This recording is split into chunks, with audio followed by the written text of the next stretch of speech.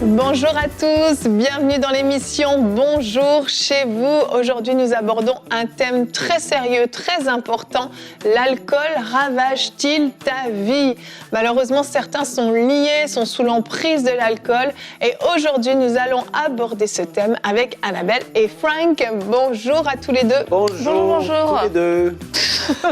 On finit cette semaine avec un thème bien solide, mais très très important. J'ai envie de dire solide comme à tous les jours, Evelyne. Oui, c'est vrai, mais là c'est du sérieux quand même. Il a l'air énervé. Frank réussit toujours à mettre de la bonne humeur sur le plateau. Mais qu'est-ce qu'on ferait sans toi? Je sais pas. Aujourd'hui, nous avons un témoignage. Yanis Gauthier a accepté de raconter une partie de sa vie. Il nous a raconté qu'il a été lui-même sous l'emprise de l'alcool et surtout, il en a été aujourd'hui complètement délivré. Un très beau témoignage qu'on regardera tout à l'heure dans la rubrique « C'est mon histoire ». Mais pour l'instant, on va commencer cette émission et j'invite toute personne concernée par ce thème à ouvrir son cœur, à ne pas changer de chaîne ou changer d'émission, mais à dire au Seigneur, Seigneur, je veux recevoir de toi, j'ouvre mon cœur et parle-moi aujourd'hui. Et je crois vraiment que Dieu va vous parler. On commence tout de suite avec toi, Annabelle, dans la pensée du jour.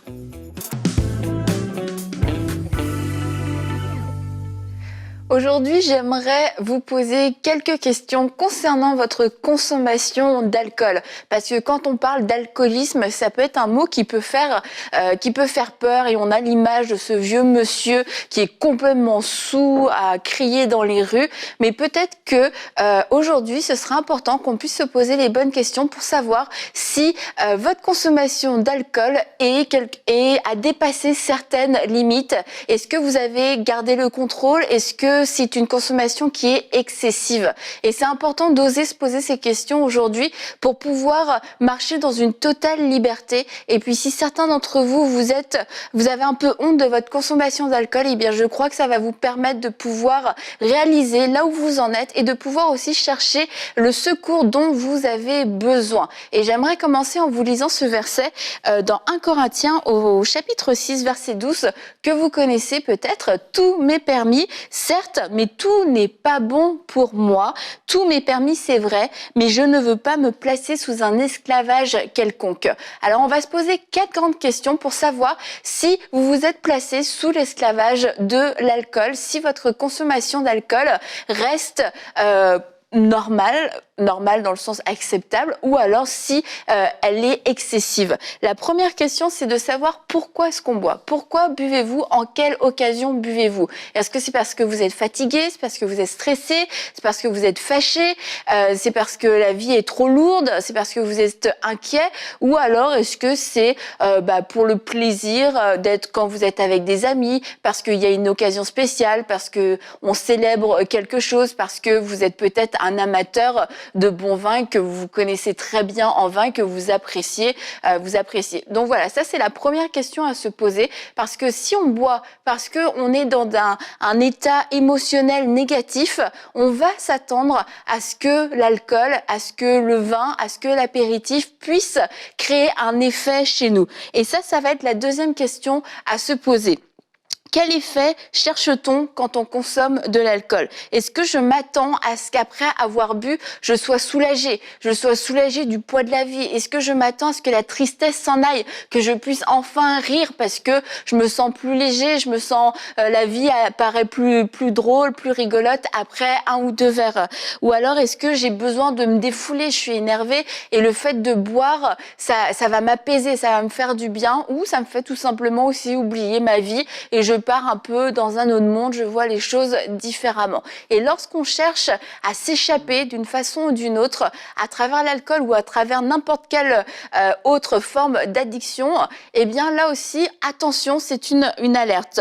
Troisième question, à quelle fréquence buvez-vous? Est-ce que c'est plusieurs fois par jour? Est-ce que c'est 1 fois par jour? Est-ce que c'est juste à l'occasion? Si c'est à l'occasion, on n'a pas vraiment besoin de se poser des questions. Mais quand on fait quelque chose tous les jours, c'est important de se dire pourquoi est-ce que je fais fait cette chose? Et la quatrième question qui va avec, c'est puis-je m'en passer? Est-ce que parce que je bois un verre de vin tous les jours, oui, c'est une habitude, c'est parce que ça marche bien avec, ça fonctionne bien avec mes repas, mais est-ce que vous pouvez vous en passer? Ou alors est-ce que vous avez déjà été poussé à faire des actes un petit peu insensés, à sortir de chez vous tard le soir pour pouvoir aller chercher une bouteille parce que ça vous semblait insurmontable de passer cette soirée sans boire votre verre, de faire un grand détour, d'être en retard à un rendez-vous parce que vous vouliez vraiment que ça rentre dans votre horaire? Est-ce que vous avez fait ce genre de choses pour être sûr de ne pas manquer? Si oui, ça veut dire que, en effet, il y a une dépendance à partir du moment où on ne peut pas se passer de quelque chose et on va faire quelque chose qui sort de notre ordinaire, de notre quotidien pour être sûr que le besoin soit rempli. Oui, il y a une forme de dépendance et je vous encourage à suivre le reste de cette émission pour qu'on puisse parler des solutions. Merci Annabelle. C'est super important ce que tu as fait parce qu'il faut faire un constat. Et j'aimerais juste, avant qu'on continue cette discussion, dire que certains d'entre vous, vous avez vraiment pris la décision, vous avez fait le choix de ne jamais consommer d'alcool. Et c'est tout à fait OK, il y a aucun souci de ce côté-là. C'est une autre discussion qu'on n'abordera pas aujourd'hui par rapport à la Bible, autorise-t-elle ou non de boire l'alcool. Là, on comprend qu'on est dans un contexte de dépendance. La discussion tourne autour de ce point-là. Et la Bible est très claire à ce sujet. Tu as cité un verset, Annabelle, on en parle également dans 2 Pierre au chapitre 2 et au verset 19, c'est notre verset du jour, car chacun est esclave de ce qui a triomphé de lui. Et ça va exactement dans le même sens du verset que tu as apporté dans 1 Corinthiens, Annabelle. On voit en fait cette notion de dépendance, d'être accro à quelque chose et ça nous rend esclaves. Mais la Bible nous dit que Jésus-Christ est venu pour nous rendre libres, qu'il a brisé les chaînes de l'esclavage. Et si en tant qu'enfant de Dieu, on est encore esclave de quelque chose, en l'occurrence de l'alcool, que ce soit du vin, de la bière, de l'alcool fort, peu importe le type d'alcool, bien il y a un problème parce qu'il y a une dépendance et on se remet à nouveau esclave de quelque chose alors que Jésus-Christ a voulu nous rendre parfaitement libres. Et là où je veux aussi appuyer, c'est que cette dépendance peut être progressive. Ça commence par un apéro de temps en temps, et puis par un petit verre de temps en temps, mais ça devient une habitude et après on se rend compte que finalement, ça fait pleinement partie de notre quotidien et c'est à ce moment-là où on doit s'arrêter et oser se poser la question parce que peut-être que je ressemble pas, comme je l'ai dit, à l'ivrogne, l'image de l'ivrogne dont on peut avoir, mais la dépendance a différents aspects et ça touche autant les hommes que les femmes et aujourd'hui c'est devenu beaucoup plus normal de boire et il y a de boire de l'alcool, consommer de l'alcool, y compris pour les femmes et puis il y a toutes les sorties et tout ça et je lisais un article que les femmes cadres étaient plus susceptibles, étaient la tranche de la population la plus sensible à l'alcoolisme, de tomber dans l'alcoolisme parce qu'il y a tous les... comment on dit après le travail, quand tu sors... Les 5 à 7. Ouais, voilà, c'est ça. Les apéros, quoi. Ouais, voilà. Et du coup, c'est une consommation très sociale qui est pas la fille qui boit toute seule, etc. Mais ça peut glisser vers ça. Et là, tu commences à avoir une consommation que tu vas cacher. Tu te rends compte que ça dépasse ton sac à 7, ça dépasse ton petit verre social où tu bois un petit verre avec tes amis. C'est qu'en rentrant chez toi, t'en bois encore un autre, et tu commences à le cacher et à vivre une espèce de honte et de culpabilité. Et souvent, dans la plupart des témoignages que tu vas entendre, c'est progressif. Ouais. Ça vient pas du jour au lendemain, mais quelquefois, c'est venu, oui, ça peut venir de plein de choses, mais quelquefois, c'est venu de ces habitudes qui sont venues aussi combler un vide parce qu'il y a du stress, il y a de la pression, il y a des blessures, il y a des choses qui sont pas réglées. Et puis, on découvre que l'alcool, ça fait du bien. Et puis, ça désinhibe, ça rend la vie joyeuse. Et puis après, ça devient une descente. Ouais, quand tu peux pas t'en passer. C'est surtout ça aussi que j'ai apprécié de ta pensée, Annabelle, c'est quand tu ne peux pas t'en passer. S'il y a une pénurie demain, est-ce que tu vas te devenir complètement fou parce que tu ne l'as pas? Et c'est pareil même pour le café ou pour les téléphones. On a fait des émissions sur la dépendance à toutes ces choses. Quand tu n'es pas capable de vivre sans cette chose, il y a vraiment quelque chose qui n'est pas normal. Quand que ça a vraiment une emprise sur ta vie, au point où s'il l'a pas, tu te mets à transpirer, qu'est-ce que je vais faire, ça va mal aller, etc. Et aujourd'hui, on veut vous amener à pouvoir comprendre qu'il y a une liberté qui existe en Jésus. Amen. Il y a réellement la possibilité de vivre libre à tous égards. Que peu importe ce qui va arriver, peu importe votre passé, le passé, c'est pas à cause que vous avez un passé difficile, etc., ou que vous êtes pris là-dedans en ce moment, que vous êtes obligé de demeurer là-dedans parce que vos parents peut-être, ou votre frère, ou les gens autour de vous, c'est comme ça qu'ils ont terminé leur vie. Ce n'est pas une fatalité. Et en Jésus, il y a une liberté. Et puis comment est-ce qu'on la trouve, cette liberté en Jésus? C'est le fait de comprendre qu'en lui, et c'est ça qui est extraordinaire, et même quand la Bible dit « Ne vous enivrez pas de vin, c'est de la débauche », mais soyez au contraire remplis de l'Esprit. Remplis de l'Esprit, c'est quand que la vie de Dieu, le Saint-Esprit en nous, déborde, prend tellement de place que les choses naturelles et de la chair, même je vais dire comme ça, ce que la Bible dit, les œuvres de la chair, pâlissent. Tu n'as même plus envie de les faire parce que tu es rempli de l'Esprit, tu es rempli de la présence de Dieu, tu te nourris de d'autres choses. Il y a des affaires que dans ta vie, tu n'as même plus envie de faire. Et ça, comme une fois, ce que je l'ai dit, je suis passé par là et tellement de gens sont passés par là. Tu te rapproches de Dieu et ces choses-là dans ta vie qui sont des dépendances, tu les regardes et même ça devient comme de la boue. Ça devient comme, mais comment j'ai pu vivre là-dedans, en fait? Tu vis la transformation extraordinaire que dit la Bible. C'est le Saint-Esprit de l'intérieur qui te transforme et ça se manifeste à l'extérieur. Et Yanis va en parler aussi parce qu'il a vécu son histoire par rapport à ça. Tout à fait. Mais aujourd'hui, c'est pour donner espoir qu'il y a vraiment une liberté qui existe en Jésus. Exact. Et le verset, justement, dit de ne pas s'enivrer de vin, que c'est de la débauche, mais il dit, mais au contraire, soyez remplis du Saint-Esprit. Ouais. Et c'est ce que tu partages. Et vraiment, la clé, très souvent, dans plusieurs domaines de nos vies, c'est que quand on veut se libérer de quelque chose, c'est bizarre, mais on va être tellement focalisé sur la chose. Il faut que je m'en détache, que ça prend toute la place. Mais le verset dit, mais au contraire, soyez remplis du Saint-Esprit. Et je veux vraiment appuyer sur ce que tu as dit, Frank, l'importance que vous soyez remplis du Saint-Esprit. Le fait d'être rempli du Saint-Esprit va venir combler ces choses que vous essayez justement de combler avec l'alcool. Mais Dieu peut les combler, mais d'une façon parfaite, sans qu'il y ait d'effets secondaires, sans que ça vous rende agressif, sans que ça nuise à votre foi ou à votre cœur ou je ne sais quelle partie de votre corps. Quand vous êtes rempli du Saint-Esprit, cette joie peut-être que vous cherchez dans l'alcool, vous allez la vivre, mais une joie qui est pure, qui est sainte, qui est parfaite. Peut-être cette tristesse que vous essayez d'effacer, eh bien le Saint-Esprit va venir et va vous combler. Peut-être l'ennui même que vous cherchez à combler. Peut-être qu'il y a tellement de domaines dans lesquels vous essayez de combler des choses avec l'alcool. Eh bien le Saint-Esprit peut venir et vous apporter ça, mais de manière parfaite, de manière pure et de manière sanctifiée.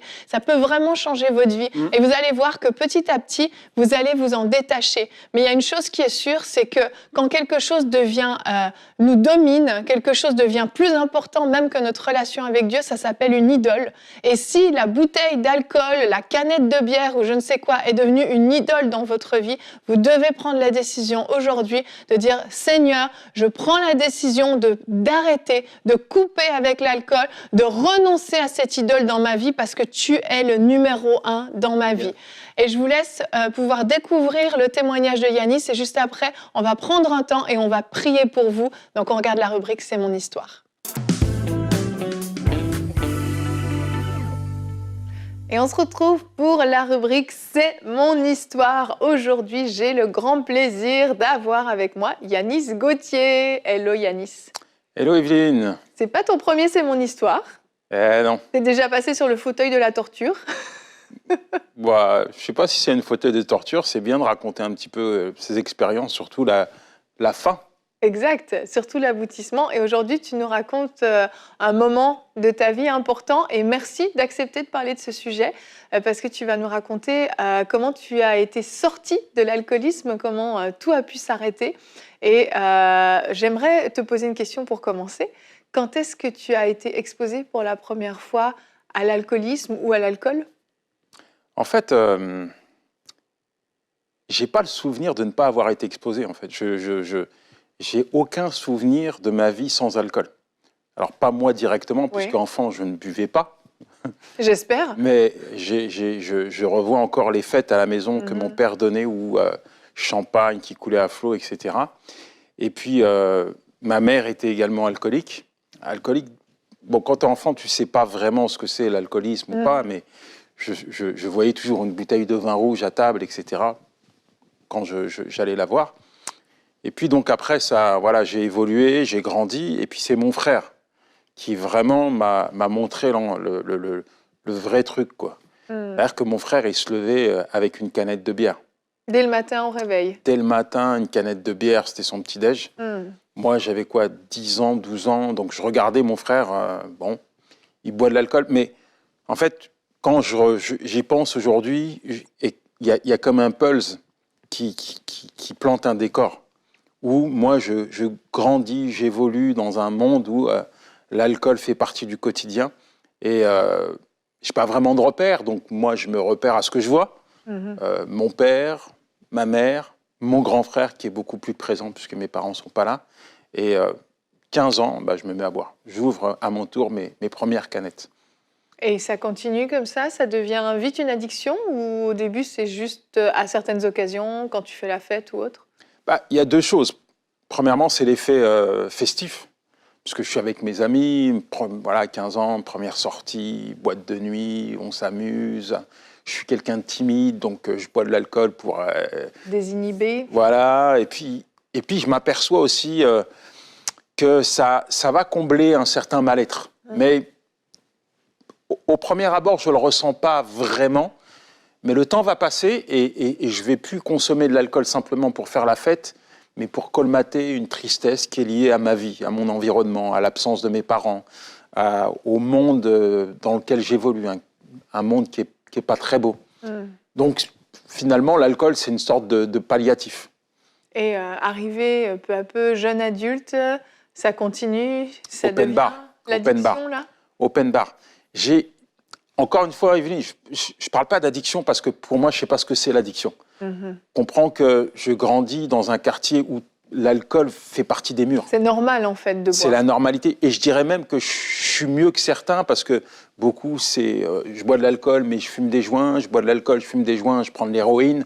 Donc moi, je fais du sport, j'aime le sport, mais je bois de l'alcool. Donc je ne suis pas très loin dans la défonce.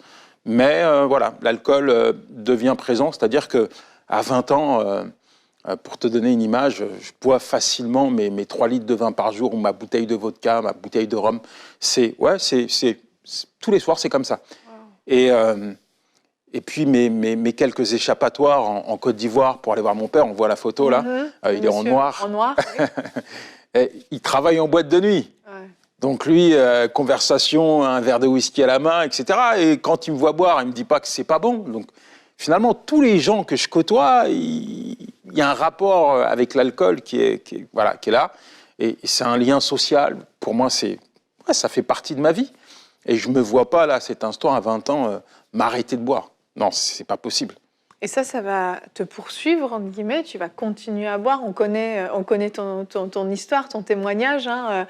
Il y a eu de la prison, et il y a eu même jusqu'à cette rencontre avec Dieu que tu vis en prison. Ça continue encore après? En fait, ça va me pourrir la vie. Parce qu'au bout d'un moment, je perds le contrôle. Avant, c'était la nuit pour faire la fête. Après, c'est le jour et la nuit. À 16h, mes mains, ils sont comme ça. Là, on parle d'addiction. Ah oui. Même si moi, je le perçois pas comme ça, aux yeux des autres, j'ai monté de cap, je suis accro à l'alcool et c'est plus 1 litre par jour, c'est des canettes de bière. En fait, je compte plus les cadavres de bouteilles que je laisse à la maison. Et le truc, c'est ça fait des dommages. Des dommages chez ma femme, des dommages, accident de voiture, je mets ma vie en danger. Bref, je perds le contrôle. Et, mais c'est ce qui n'est pas bon là-dedans, c'est que je ne me vois pas vivre sans alcool. Pour moi, comme je le dis dans mon livre, l'alcool et moi, on est fait pour vivre ensemble. C'est vrai, quoi. La bouteille, elle est là quand tout va mal, elle est là quand tout va bien. Elle m'accompagne partout. Et c'est en buvant que j'épanche mes souffrances, que je me réjouis. En fait, je trouve un tout dans l'alcool. C'est ça. Et c'est un piège. C'est un piège qui me pourrit la vie. Et qu'est-ce qui va déclencher l'envie d'arrêter, puisque pour toi, c'est normal et puis tu l'aimes, cette bouteille? Ah, faut plus qu'une envie. Faut plus qu'une envie. Il y a 2 choses qui vont se passer. La première, c'est un rêve. Alors, peut-être ceux qui vont nous regarder vont dire un rêve. Je suis dans ce rêve. Je venais de me convertir, donc, mais j'avais quand même des luttes et j'arrivais pas à arrêter de boire. Et dans ce rêve, je vais à l'église en état d'ivresse avancée. Autrement dit, je suis bourré, quoi. Et tout le monde me voit arriver. Et je vois que les gens ont remarqué mon péché caché, puisque je buvais en cachette. Et là, je me dis, mince, je vais rentrer à la maison, c'est fini, je ne mets plus les pieds à l'église. Et là, j'entends la voix de Dieu qui me dit, mais pourquoi tu es triste? Qu'est-ce qui se passe? Et j'explique à Dieu que tout le monde a vu mon vrai visage, que désormais, c'est fini, plus personne n'acceptera de me parler, que je prie pour elle, que je l'exhorte. Et Dieu me dit, c'est pas fini. J'ai mis un appel sur ta vie, je veux que tu ailles témoigner de tout ce que j'ai fait pour toi. Et là, je dis à Dieu, mais comment tu veux que j'aille dire aux captifs que tu es capable de les libérer, alors que moi-même, je suis esclave de l'alcool? C'est pas possible. Et tu me crois ou tu me crois pas, Evelyne, mais je te le dis comme ça, c'est passé. Dieu me dit, je te libère de l'alcool. Maintenant, va et raconte. Quand je me réveille, parce que je me suis réveillé, j'ai posé le pied par terre. Je me suis retrouvé paralysé au sol. Et j'ai senti la puissance de Dieu m'envahir. Et je te garantis qu'en un instant, le Seigneur m'a totalement libéré de l'alcool. Et ça, c'est un vrai miracle, parce que j'ai tellement essayé de trouver des solutions, tellement essayé avec mes propres forces, mes propres ressources, me sortir de l'alcoolisme. Mais le résultat, c'était à chaque fois que je retombais, à chaque fois que je chutais, c'était plus fort que moi. Et là, après cette rencontre avec Dieu, c'était fini. Waouh! Terminé. Avant ça, tu as prié, tu demandais à Dieu de te sortir. Seigneur, aide-moi, j'ai besoin de toi. Mais entre...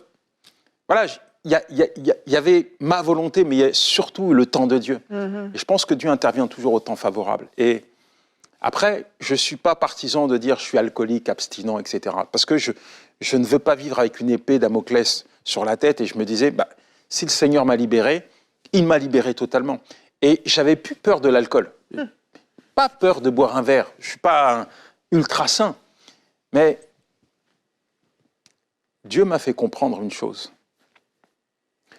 Un jour, il m'a dit, pourquoi tu buvais avant? Je buvais parce que j'étais malheureux. Je buvais parce que j'avais toutes les raisons de boire. Et aujourd'hui, c'est quoi quelle est la raison? Qu'est-ce que tu recherches? Et je regardais autour de moi, je vois ma femme, mes enfants, je vois l'œuvre de Dieu, je vois tout ce que Dieu m'a donné. Mais j'ai plus aucune raison de boire. Plus aucune raison de boire. Et puis, spirituellement, j'ai réalisé que l'alcool, dans ma famille, c'était une porte ouverte que le diable utilisait pour détruire les miens. Oui. Mon père est mort assis dans son bar, un verre de vin à la main. Il a fait un AVC. Ma mère est morte, allongée dans son lit, une bouteille de vin à ses côtés. Mon frère est mort, il s'est fait assassiner alors qu'il était sous cocaïne et sous alcool. Et j'ai réalisé que finalement, cette porte ouverte-là, le diable voulait l'utiliser pour me tuer. Oui. Et que si moi, je laissais cette porte ouverte, derrière, il y avait mes enfants. Et ça, c'était pas possible. Alors voilà, j'ai laissé Dieu faire son travail et aujourd'hui, je suis totalement libéré. C'est incroyable, c'est incroyable. Aujourd'hui, si tu arrivais de reboire un verre, est-ce que tu penses que tu retomberais dans l'alcool? Non, c'est terminé. C'est terminé.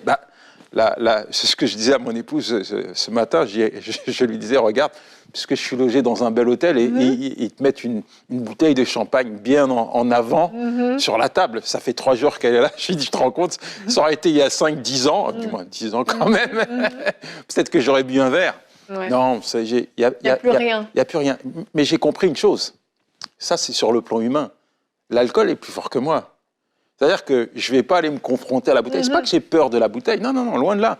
Reste à ta place, moi je reste à ma place. Tu vas être sage. Je vais être sage. Et je crois qu'il y a beaucoup de victoires qui s'obtiennent dans la présence de Dieu. Amen. Plutôt que de se battre à droite et à gauche, de lutter, parfois simplement vivre dans la présence de Dieu, se consacrer, se sanctifier, nous permet d'expérimenter une multitude de victoires dans notre vie. Amen, amen. Merci beaucoup, Yanis, d'avoir raconté cette histoire qui donne de l'espoir, qui encourage, parce qu'il y a une liberté possible. Exactement. Merci de m'avoir invité. Merci à toi. Merci Seigneur, vraiment un très beau témoignage qui donne de l'espoir. Ouais. Et comme je vous le disais avant le témoignage, on va prendre un temps, Frank, et on va prier pour nos amis à la maison. Absolument. Et je voulais juste vous dire aussi, comme on le dit concernant les autres dépendances, allez vers quelqu'un de confiance dans votre église locale. Si vous allez à l'église, si vous n'allez pas à l'église et vous suivez cette émission, trouvez-vous quelqu'un de confiance et quelqu'un qui, oui, peut-être aller à une église locale, parler à un pasteur, à quelqu'un que vous allez pouvoir vous confier pour mettre à la lumière cette chose. Ne pas rester seul et essayer de combattre seul. Mais Père, on veut te remercier. Et on prie pour les milliers de personnes qui regardent cette émission et tu connais comment de gens vivent cela seuls et ils n'en parlent pas et ont voulu le mettre sous un tapis pour pas que ce soit exposé par honte, par peu importe quelle raison. Et on veut prier aujourd'hui qu'il puisse y avoir des libérations, comme Yanis l'a vécu. On prie que par ton esprit, tu puisses venir maintenant, descendre dans les foyers, que tu puisses apporter une conviction qu'il doit y avoir un arrêt qui soit fait, mais que tu puisses aussi maintenant agir et qu'il puisse y avoir comme ces chaînes spirituelles qui sont là, des choses qui gardent les gens emprisonnés par ce lien de l'alcoolisme. On prie que ça casse dans la vie des gens, ça fait tellement de dégâts. Soyez libérés au nom de Jésus, que vous puissiez être entièrement libres de cette dépendance.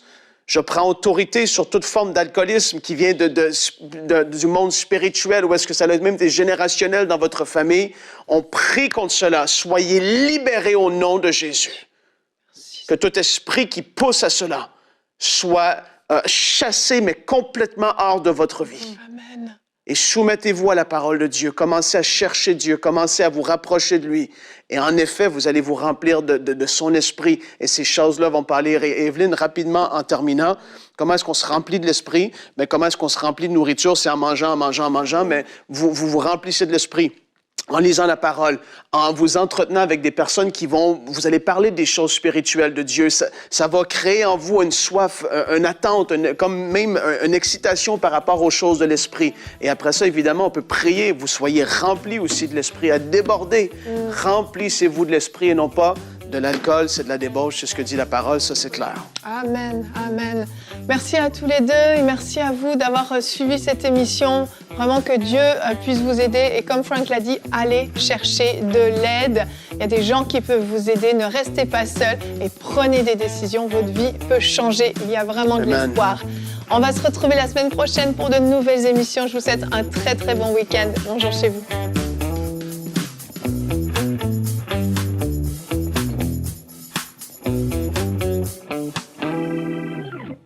C'est en France métropolitaine que Johanna s'est retrouvée enfant esclave et a été asservie pendant des années par sa propre sœur. Elle a subi des coups, des humiliations et des privations au quotidien. Torturée psychologiquement, elle pense être une mal-aimée. Mais alors que ses forces l'abandonnent, une rencontre essentielle va mettre fin à ce malheur qui lui semblait être inéluctable.